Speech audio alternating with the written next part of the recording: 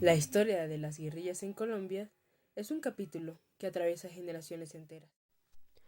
Durante más de medio siglo, estos grupos armados fueron protagonistas de un conflicto que transformó la vida de millones de personas, desde las montañas hasta las grandes ciudades. Pero, para comprender su origen, no basta con hablar de armas o ideologías, debemos remontarnos a una Colombia marcada por desigualdades sociales profundas, por una política excluyente y por la violencia que se instaló en la vida cotidiana. ¿Qué tal? Soy Carifer Gudiño y hoy les vengo a narrar sobre el origen y la historia de las guerrillas en Colombia.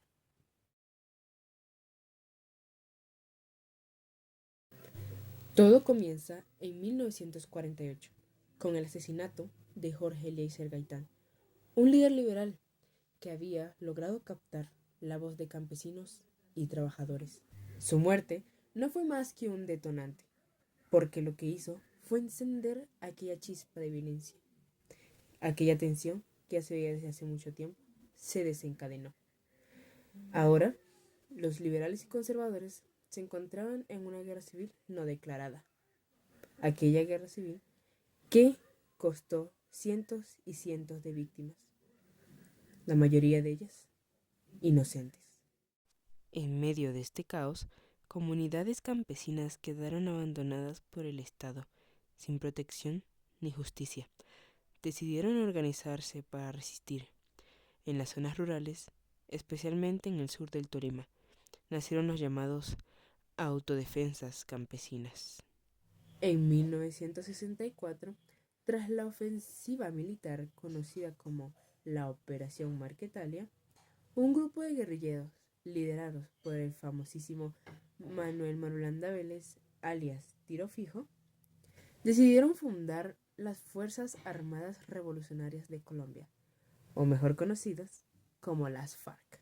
Inspirados en el marxismo-leninismo y la lucha por la libertad y más inclusión por parte de la sociedad campesina, inesperadamente las FARC se volvió el grupo guerrillero más grande de América Latina en su momento.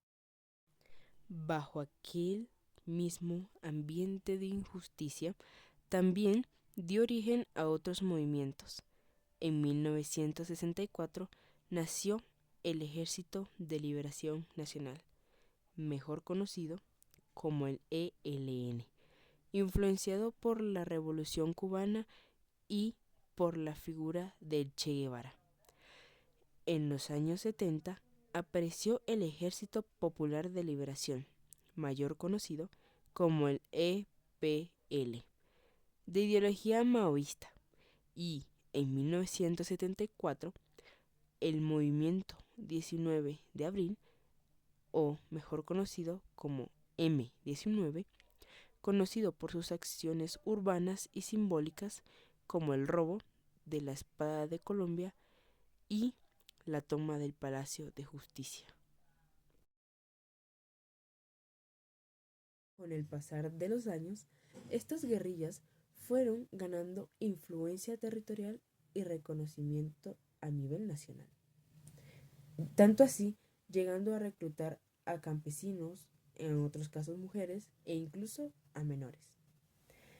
Esta influencia territorial también quería decir que sometían a pequeños pueblos a normas estrictas que en muchos casos llevaban a los extremos de la violencia, poniendo en peligro la dignidad y el refugio y seguridad de estas personas. Esos actos fueron financiados mayormente con extorsiones e incluso el narcotráfico. En 1984, el gobierno de Belisario Betancourt firmó con las FARC los Acuerdos de la Uribe, un intento de paz que permitió la creación de un nuevo partido político, la Unión Patriótica, también conocida como la UP. Sin embargo, la esperanza se apagó pronto. Miles de sus militares fueron asesinados en una persecución sistemática, considerada por muchos como un genocidio político. Ahora, entre los años 90 y 2000, marcaron una intensificación del conflicto. Las guerrillas realizaron secuestros masivos en carreteras, atacaron bases militares y ejecutaron actos que estremecieron al país, como la toma de Mitú en 1998 o el secuestro de Ingrid Betancourt en 2002. Al mismo tiempo, el Estado respondió con una ofensiva militar sin precedentes. En 2003, el atentado contra el club El Nogal en Bogotá dejó una huella imborrable, y en la década siguiente, la ofensiva del ejército debilitó fuertemente a las guerrillas, logrando la muerte de jefes como el Monojojoy en 2010 y Alfonso Cano en 2011. Ahora, en 2012, un nuevo capítulo comenzó a escribirse. El presidente Juan Manuel Santos inició diálogos de paz con las FARC en La Habana, Cuba. Las negociaciones fueron largas y complejas. Abordaron temas como la reforma agraria, la participación política, la reparación de víctimas y el fin de las hostilidades. En el 2016, tras más de 4 años de conversaciones, se firmó un histórico acuerdo. El pacto transformó a las FARC en un partido político, poniendo fin a más de 5 décadas de enfrentamiento armado con el Estado. Sin embargo, el camino no fue sencillo. El plebiscito convocado para refrendar los acuerdos fue rechazado por una estrecha mayoría.